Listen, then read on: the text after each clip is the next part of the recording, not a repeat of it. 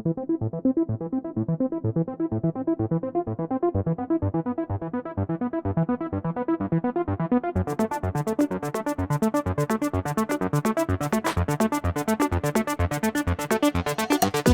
5 minutes to write it down in a board, and then 5 minutes to present.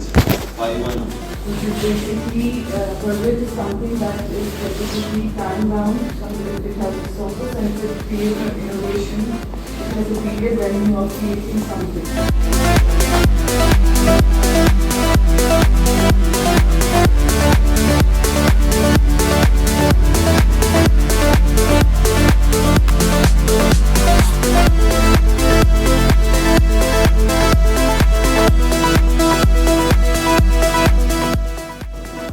For each project, in order to deal with this project, we need to break it down into smaller pieces.